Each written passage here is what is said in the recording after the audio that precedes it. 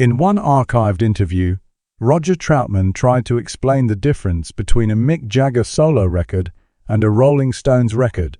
Sometimes, he said, an artist steps out alone simply because he needs to express himself without the weight of the group.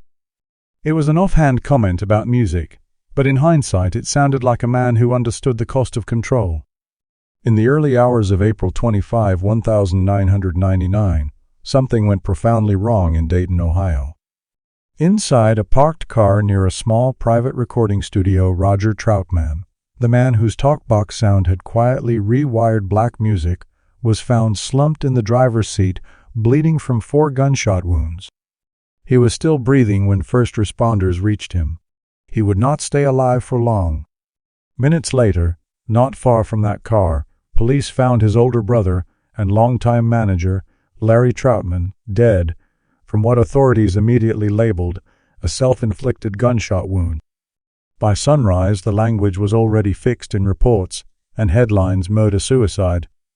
No extended press conference, no detailed briefing, just a short conclusion and a rapidly closed file. But buried inside that file were details almost no one outside law enforcement paid attention to at the time. Details that sat uncomfortably beside the official story. The number of shots, the way the scene looked, the timing, the fact that just hours earlier Roger had been actively planning what came next. Now, decades later, those overlooked fragments have resurfaced. And when placed side by side, they suggest something deeply unsettling. Perhaps the truth was never intended to stay buried. By the spring of 1999, Roger Troutman was a man standing quietly at a crossroads. To the outside world, his legacy was already secure.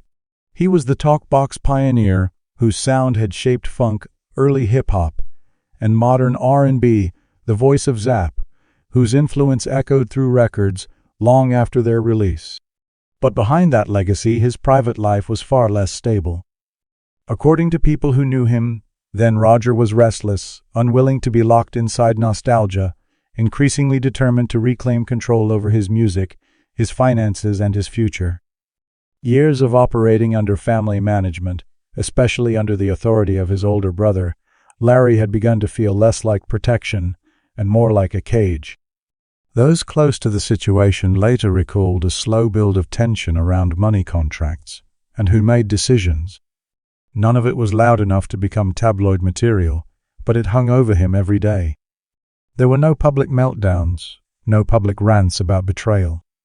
Just quiet fatigue, long stretches of reflection, and a growing conviction that something in the structure of his life had to change. Roger was not pulling away from life. He was repositioning himself inside it. And it is often at exactly that point, when an artist starts to seek independence, when the old power structure feels threatened, that the first quiet seeds of tragedy are planted. By the afternoon of April 24, 1999, Dayton, Ohio, did not feel like the setting for a crime scene. The streets moved at their usual slow rhythm. The air was cool, ordinary, almost dull. Inside his private recording studio, Roger was doing what he had done for most of his adult life: working. The studio was familiar ground. Dim, controlled lighting. A mixing board worn smooth by years of contact. Cables looping across the floor in a pattern only he truly understood. The talkbox sat beside the microphone, not as some retro novelty, but as an extension of his body and his voice. That afternoon he was not chasing the past. He was not playing old hits on repeat to remember who he had been. According to people who later heard pieces of what he recorded that day, he was experimenting, shaping unfinished material, testing arrangements that had not been announced or promised to anyone. This was not the routine of a man retreating from the future. This was the routine of a man still building one. Hours moved quietly. Inside the studio there was no entourage, no crowd of hangers, or no chaotic party atmosphere.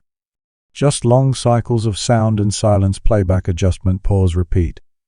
Those close to him would later insist that these details mattered because nothing in his behavior that afternoon suggested panic or emotional collapse.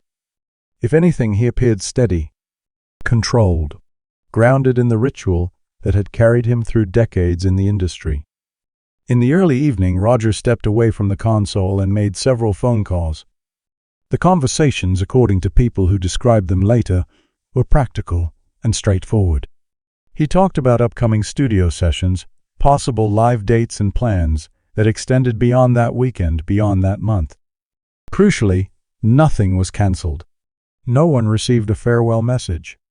No veiled goodbyes slipped into casual sentences. No one on the other end of the line felt the need to call back and ask if he was all right.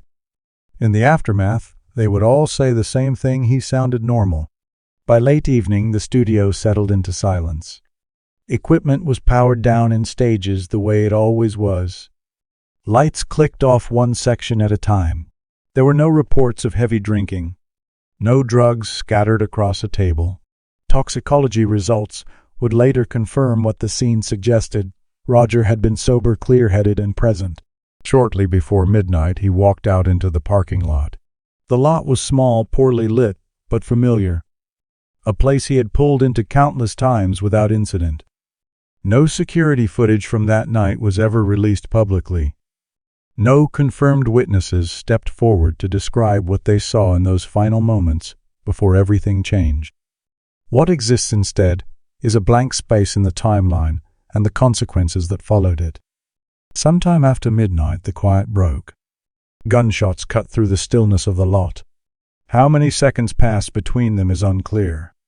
What is known is that when first responders arrived, they found Roger inside his car, gravely wounded by multiple shots. He was still alive, but barely. Emergency crews rushed him to the hospital, but the injuries were too severe. Not long after he was pronounced dead, then came the second discovery. Nearby officers located the body of Larry Troutman, Roger's older brother, his business manager, the man who had controlled contracts and money for years. He was dead from a single gunshot wound that authorities immediately described as self-inflicted. Within hours, a simple narrative locked into place. The press release was brief. The conclusion was firm. Murder-suicide. Case closed. But even that night, before the headlines hardened into accepted history, the story felt wrong to those who knew the details. Roger had been shot 4 times. Not once in a struggle over a weapon, not twice in a moment of chaos. 4 separate shots fired inside a confined space. Investigators reported no major signs of a violent struggle in or around the car. No smashed windows. No overturned vehicle. No public explanation of how the shooting unfolded. No note, no recorded argument, just a fast conclusion. To understand why this disturbed people who knew both men, you have to understand the relationship that led to that parking lot. Larry Troutman was not only Roger's brother. He was his manager, his business partner, the man who had long controlled access contracts and touring money. For years, on paper at least, the arrangement seemed to work. But behind the scenes, pressure had been building. According to people close to the family, Roger had grown increasingly uneasy with how much control Larry held over his finances and career decisions. He wanted more independence, more clarity, more say. Those conversations about change were not hypothetical. They were active, ongoing, and far from resolved.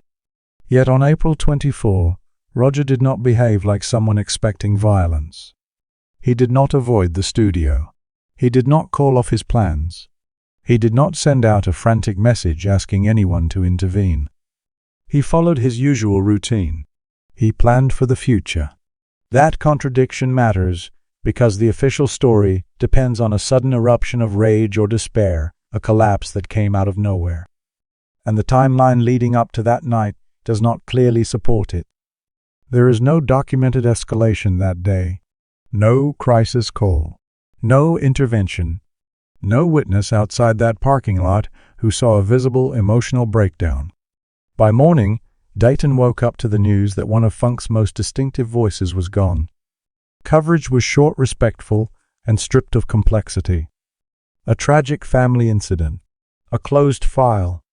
But the last 24 hours of Roger Troutman's life tell a different kind of story, one of normal routine abruptly severed of plans cut short without warning of a life that did not appear to be ending on its own terms. And as the sun rose on April 25, 1999, one thing was already becoming clear to anyone looking beyond the headline. Whatever happened in that parking lot was not as straightforward as it was being presented.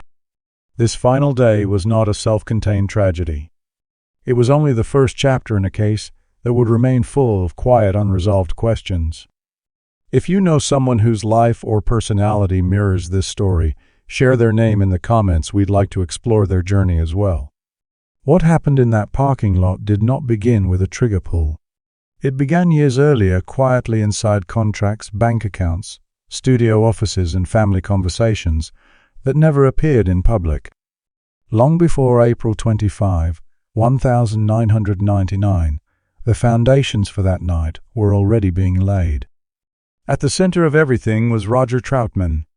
To the outside world, Roger was the voice and face of Zap, the man behind the talkbox, Sound the frontman, whose image, stage presence, and sonic signature defined the group. He was the innovator, the creative engine, the person audiences paid to see. Inside the studio, he called the artistic shots. He shaped arrangements, approved mixes, and signed off on the final sound. In the realm of creativity, there was no question Roger was the leader. But in the music business, power almost never sits in one place. Running parallel to Roger's artistic authority was another kind of power, quieter and more rigid. It had less to do with sound and more to do with signatures. That power belonged to his older brother, Larry Troutman. Larry was not simply a sibling. He was Roger's manager, his financial handler, the man who for years stood at the gate of every major decision. He negotiated deals. He handled touring income. He oversaw expenses, advances, payouts, and obligations. In many ways, Larry controlled the structure that allowed Roger to function as an artist. If Roger was the front-facing figure, Larry was the architecture behind him. In the beginning, the arrangement made sense. Zap emerged from modest circumstances, and in that environment, family meant safety. Trust inside the household felt more secure than handing control to an industry infamous for exploiting black musicians. For a long time, having a brother manage the business seemed like the logical choice. But success changes scale, and scale changes everything. As Zap's sound began to ripple through funk and eventually hip-hop, the money grew, and so did the complexity. Royalties from classic records, licensing agreements, publishing splits, touring revenue, side projects. By the late 1990s, Roger was no longer just a rising artist fighting for space. He was a legacy figure with a deep catalog and continuing demand. With that status came questions. Who controls what, who signs, which documents, who actually decides where the money goes? According to people close to the family, those questions did not always land well. Roger's increasing unease did not explode into lawsuits or public feuds. There were no fiery press conferences, no televised accusations. Instead, the tension stayed behind doors in private arguments that cooled into silence, in conversations that ended abruptly, in meetings where issues were raised but never fully resolved. Roger wanted more transparency. He wanted direct oversight of his business affairs, a clearer line between his creative authority and the financial machinery that supported it. He wanted to separate what happened in the studio from what happened at the accountant's desk. That desire alone was enough to shift the existing balance. For Larry, the manager role was not an accessory. It was identity, authority, and purpose rolled into one. He had spent years as the organizer, the protector, the negotiator, the one who, in his view, kept everything from collapsing. The idea that his role might be reduced, restructured, or replaced could be read not just as a business decision, but as a deep personal rejection. This is where the conflict thickened. Insiders later described arguments that grew sharper over time. What began as discussions over contracts sometimes slid into emotional territory. Debates about money became tangled up with pride, loyalty, and past sacrifices. There were moments when legal action was mentioned, not in formal filings, but as a looming possibility, an implied threat, a pressure point everyone recognized. The suggestion that Roger might seek outside management was especially explosive. It hinted at independence. It hinted at a future where decisions would no longer pass through Larry first. In a family where business and blood had long been fused together, that idea was destabilizing. By then, family and work were no longer separate categories. They had become fused into something that could be both protective and poisonous. Roger found himself locked inside a familiar industry trap, the artist who generates the value but does not fully control it. Only in his case, the gatekeeper was not a faceless corporation or a distant executive. It was his own brother. Walking away was not simple. Restructuring the relationship carried emotional consequences that went far beyond an ordinary break with a manager. Every shift in power risked tearing at the fabric of the family itself. And still, according to those who watched closely, Roger kept pushing. He became more inward, more guarded, more deliberate. He chose his words more carefully. He moved with quiet intention, planning next steps instead of lashing out publicly. He was not spiraling. He was calculating. That silence would later be misread. After his death, the official story leaned on the idea of a sudden emotional blow-up, a snap, a breakdown, an eruption. But people who understood the history said they saw something else, a long-running power struggle, unresolved and intensifying, hidden inside a family structure that looked stable from the outside. The danger in such battles is rarely in the arguments themselves. It is in what happens when one side feels cornered, when control seems to be slipping away, and there appears to be no safe way to regain it. By early 1999, the ground under the Troutman brothers had shifted. Roger was no longer quietly accepting the old arrangement. He was preparing for something different. New music, new deals, new boundaries. A different map of who decided what. No one can point to a single conversation that sealed what came next. But the cumulative pressure was unmistakable. This was not a feud between strangers. It was a collision between blood and authority. And collisions like that do not always announce themselves with screaming broken glass or public threats. They build. They wait. They erupt when someone believes there is no other way to prevent loss.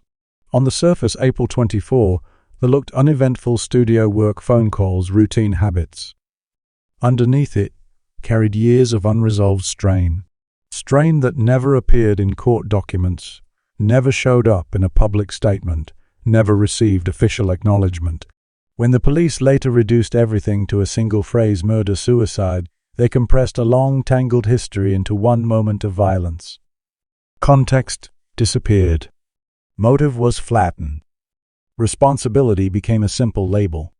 But the reality remained that final night did not come out of nowhere. It was the endpoint of a relationship twisted by money, identity, and control, a relationship in which one man was reaching for freedom, and another may have seen that freedom as an existential threat. By the time the sun rose over Dayton, on April 25, 1999, both brothers were gone. With them went the only two voices that could fully explain how a bond that had once built a musical legacy ended in gunfire. What remained were unsigned documents, renegotiations that never happened, arguments that froze mid-sentence, and a legacy forever shadowed by one question that no official report could truly resolve. When control becomes more important than blood, how does it ever end peacefully? If you know someone whose life or personality mirrors this story, share their name in the comments. We'd like to explore their journey as well. The next chapter of this story unfolds exactly where the last one left off, in the quiet, just after control began to slip away. Shortly after midnight, on April 25, 1999, the parking lot outside Roger Troutman's private studio in Dayton, Ohio, looked unremarkable.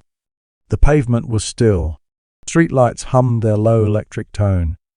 There was no crowd gathered, no police tape, no flashing lights yet. It was the same small, ordinary space where Roger had parked his car countless times before, until that night when it became the final frame of his life. When first responders arrived, they found Roger inside his vehicle, slumped but still breathing. Blood had spread across the seat and center console, tracing the path of something irreversible. He had been shot 4 times. Not once in a panicked accident. Not twice in a chaotic struggle. 4 separate gunshot wounds inside a confined space where every movement, every angle, every inch carried meaning. According to reports, one of those wounds entered from behind. That single detail would later unsettle people familiar with how close-range shootings typically unfold. It suggested positioning. It suggested sequence. It suggested a moment when Roger was not facing the person holding the gun. The car itself told a different, quieter story. The doors were closed. There was no shattered glass scattered across the asphalt, no sign that the vehicle had spun out or crashed, no skid marks, no bent metal. Nothing indicated a frantic attempt to drive away. Inside, there were no widely reported signs of an extended physical struggle. No obvious evidence of a long fight over the weapon. The car had not rolled forward or smashed into anything. It remained where it had been parked as if time had frozen around it. This was not the typical scene people picture when they hear about a sudden explosion of violence. Public reports did not speak of defensive wounds on Roger's hands or arms. There were no detailed descriptions of bruises from a prolonged confrontation in the car, and yet 4 rounds had been fired. Inside such a tight space, pulling the trigger once could be described as reflex. Doing it 4 times suggests something different: repetition, intention, or a rapid escalation with very little resistance. Especially when one of those shots came from behind. Investigators would later confirm the number of wounds, but offered few public answers about the order in which they were inflicted. And in cases like this, order is everything. Sequence writes its own narrative. Did the first bullet incapacitate Roger? Immediately did he have time to turn, to raise an arm, to speak? Were the shots fired in quick succession, one on top of the other, or with pauses between them? Was there a moment for hesitation, for words exchanged, for a plea, for regret? The official file, as it was presented to the public, did not address those questions in detail. Roger was rushed to the hospital alive, though barely. Medical staff worked quickly, but the injuries were catastrophic. Not long after arrival, he was pronounced dead. By the time that call was made, the night had already taken another turn. Not far from the car, police discovered the body of Larry Troutman, Roger's older brother, his longtime manager, the man who had for years controlled the business machinery around his career. Larry was dead from a single gunshot wound. Authorities almost immediately described it as self-inflicted, and according to accounts, that label attached itself to the case with remarkable speed. By sunrise, a simple narrative had solidified: Larry shot Roger, then killed himself. Murder-suicide. The phrase appeared in headlines and reports short enough to fit in a sentence, heavy enough to close a file.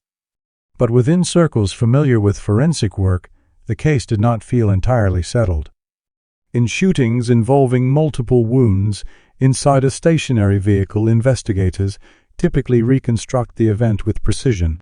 Bullet trajectories, entry and exit paths, firing distances, angles, the approximate positions of everyone involved at each stage. These elements are standard, not optional. They are how forensic experts transform chaos into something that can be understood. In this case, the documentation shared with the public was remarkably thin. There were no widely distributed diagrams mapping bullet paths through the car, no detailed breakdowns of angles and distances, no publicly available step-by-step reconstruction explaining how 4 shots could be fired in such a restricted environment with no clear signs of a prolonged struggle. Instead, there was a summary. Then came the matter of timing, another gap that refused to sit comfortably. If Roger had been shot multiple times and still remained alive long enough to be transported, what happened in the moments after the first shot was fired? Did he attempt to open the door? Was there an effort to crawl out, to stand, to shout for help? Did anyone hear a voice between the gunshots and the sirens? Those details never appeared in the official narrative made available to the public. The gaps were not filled. They were left open. And open spaces attract speculation. Within days, Some people close to the Troutman family began to quietly question what they had been told. Not at podiums, not in front of cameras, but in hushed conversations sometimes years later. The man they knew did not fit easily into the story laid out on paper, and the physical details they heard in fragments only deepened the sense that something was missing. There was also the toxicology report. According to what was later shared, Roger was not under the influence of alcohol or drugs at the time of the shooting. No chemical explanation existed for reckless decision-making, blurred judgment, or impulsive behavior.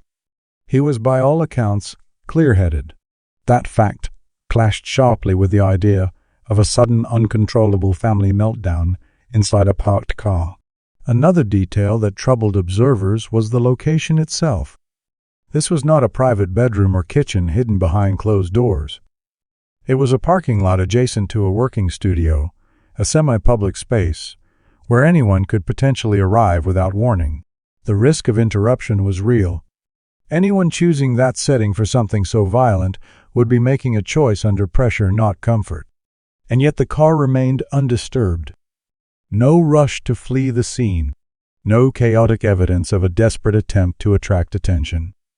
It was as if whatever happened took place quickly and decisively, leaving almost nothing behind except bodies and questions.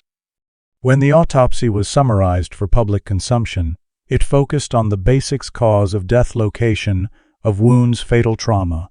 There was no extended explanation of how Roger's body was positioned when each bullet struck. No clear public statement about distances from which the shots were fired. No thorough official response to the central question: why would a man in a family dispute be shot 4 times, including from behind, without a documented escalation? For the wider public, the story was already settled. A tragic incident between brothers followed by a suicide. A simple, contained disaster. Case closed. But when those details were placed beside the previous chapter, the years of financial strain, the slow-motion power struggle, the looming changes Roger had reportedly been planning, the physical evidence, no longer felt like an ending. It felt like a question mark. Violence rarely appears without a trail. It tends to follow pressure, fear, and desperation. It gathers quietly in the places where control is contested, where someone feels they are about to lose grip on something they believe they cannot live without. The parking lot in Dayton did not suddenly become important at random. It became the visible stage for forces already in motion, forces that standard paperwork and brief police summaries could not fully capture.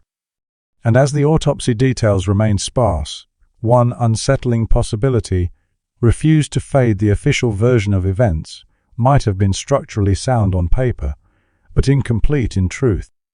The record explained how Roger Troutman died. It never convincingly explained why on that night, in that place, with that sequence of shots. And in the space between 4 gunshots, a parked car, and a file closed with unusual speed, another possibility lingers: that what happened was never examined as deeply as it could have been, because doing so might have opened doors some people preferred to leave shut. If you know someone whose life or personality mirrors this story, share their name in the comments. We'd like to explore their journey as well. If the previous chapter cast doubt on how the official story was constructed, this one forces a more uncomfortable question: what was pressing down on Roger before the first shot was ever fired? Because long before a parking lot in Dayton became a crime scene, there were stories, quiet, persistent, and unresolved, circling his private life. By April 1999, Roger Troutman was still visible, still active. He was performing, recording, booking shows, and showing up where he was expected to be. The public saw consistency: a working musician with a legendary sound still in demand. But behind the curtain, there were whispers that moved from tour buses to studios, from green rooms to family gatherings. These were not the kind of rumors that end up on magazine covers. They weren't fueled by tabloids or public scandal. They lived in private conversations between musicians, road crew, relatives, and the people who counted money in back offices. Conversations where the voices dropped a little lower and the details never made it into paperwork. Most of those whispers clustered around one thing: finances. According to multiple accounts shared quietly over the years, Roger's money situation was more complicated than the image of a successful legacy artist might suggest. There were stories about tour advances that never reconciled cleanly, about lingering debts tied to travel production costs and earlier business agreements. Some people claim that certain late 1990s tours had been stitched together using advance payments that created pressure to keep working even when profits were thin. Others talked about accounting records that did not always line up, depending on who was asked. Different answers, different totals, different explanations. Nothing in these stories ever became the subject of a public lawsuit. No court verdict confirmed fraud or theft. But the pattern in the rumors was consistent, Roger, they said, did not always have a clear, direct view of the full financial picture surrounding his own career. That detail mattered. When an artist begins to suspect that decades of work are not fully reflected in what they can access or control, tension follows. That tension does not just live in bank statements. It shows up in conversations, in glances, in who sits where in a meeting. And according to some people close to the Troutman circle, it extended beyond money on paper. Several individuals later alleged that Larry's control of Roger's life reached past contracts and business negotiations. They claimed he monitored Roger's schedule, controlled access, managed spending, and influenced personal decisions. Not in a loud, overtly abusive way, they said, but in a constant, watchful presence, approving, denying, steering. Over time, the line between management and domination reportedly blurred. Once again, there was no official legal finding to support these claims. No restraining order recorded. No sworn affidavits drafted for a judge. But when people described this period from different vantage points, their stories carried similar themes. Roger wanted space. Larry resisted. The family often felt caught in the crossfire. The Troutman family had built more than a band. They had built an ecosystem, a shared livelihood. That closeness generated opportunity, but it also amplified resentment. Arguments over money did not stay confined to offices. They leaked into living rooms, holiday dinners, and long, tense silences. History sat at every table. By early 1999, people in that orbit said they could feel something tightening, not an explosion, but a slow constriction. Pressure without a visible outlet.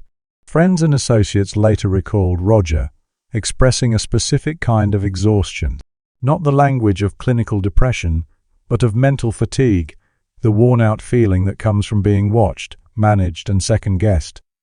He was not described as frantic or self-destructive. He was described as frustrated, a man trying to find a way to change his circumstances without detonating his family in the process. That balancing act, seeking independence, while trying not to shatter blood ties, became its own source of stress. Then there were the family dynamics themselves. For decades, the Troutmans' business and personal lives had been intertwined. The same people who handled deals also shared meals.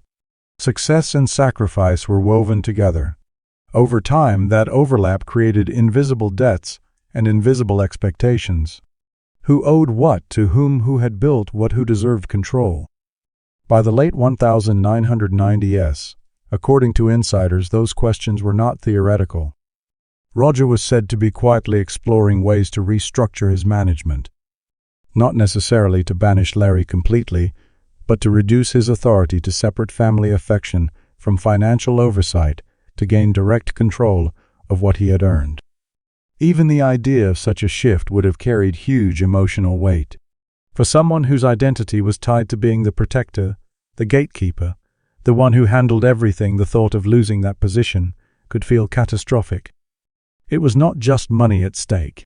It was pride, history, and power. This is where rumor turns dangerous. Because even if none of these claims were ever proven in a courtroom, they help explain why the official murder-suicide story never fully settled in the minds of people who knew the family. They offered a motive without documents, pressure without subpoenas, a power struggle without a paper trail. And when the worst happened in that parking lot, those undercurrents were never given much public scrutiny. Investigators did not release detailed financial records to the press. They did not lay out a timeline of disputes over contracts and money. They did not frame the shooting inside a documented pattern of long-term tension. Instead, a tragic label was applied and everything complex was folded underneath it. Those who lived close to the situation understood that rumors do not appear out of thin air. They grow from patterns, from discomfort, from imbalances no one successfully corrects. Still, one point must be made clearly, the way some observers have insisted over the years. There is no legal proof that financial conflict control issues or family pressure directly caused Roger Troutman's death. No judge ever ruled on these allegations. No official report stamped them as fact. What exists instead is something more unsettling, a collection of unresolved questions that were never given the time or space to be answered properly. Roger Troutman died at 47 years old, in circumstances officially described as sudden and final. Yet the accounts surrounding his final months describe a man under quiet strain, negotiating money he did not fully command, navigating relationships he could not easily escape, pondering changes that threatened old power structures. When those forces collide, tragedy does not always leave obvious fingerprints. Sometimes it leaves silence. And by the time that silence settled over Dayton, in the early hours of April 25, 1999, it was already too late to sort rumor from reality, too late to trace exactly which pressures pushed hardest, and too late to ask the questions that might have rewritten the narrative altogether. What remains now is not a definitive accusation, but a lingering unease. Unease that the most intimate parts of Roger Troutman's life were never examined with the same precision as the wounds that ended it, and unease at the possibility that in the end the real story was far less convenient than the conclusion everyone was asked to accept.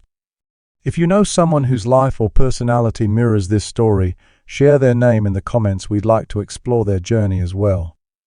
On the morning of April 25, 1999, Dayton woke up to a conclusion already waiting for it. The words were simple, heavy, and final: murder-suicide. Before most people had even processed the shock of losing Roger Troutman, the story of how it had happened was already decided. But as the hours turned into days, a series of gaps began to stand out, small, on paper, troubling in context. The first gap was the absence of any clear warning. There was no suicide note, no voicemail saved on an answering machine, no last-minute fax, no letter, no cryptic message left behind for a spouse, a sibling, a friend. In many cases of familial violence followed by suicide, some form of communication surfaces later, even if vague or fragmented: a sentence scrawled on paper, a final call, a message that reads differently in hindsight. In this case, the official record remained silent. No documented threat, no documented goodbye. The second gap was the stark contradiction between the official narrative and Roger's behavior in the day leading up to his death. Just 24 hours earlier, he had been working in his studio as usual. He made practical calls about upcoming sessions and live dates. He did not cancel his schedule. He did not withdraw from people around him.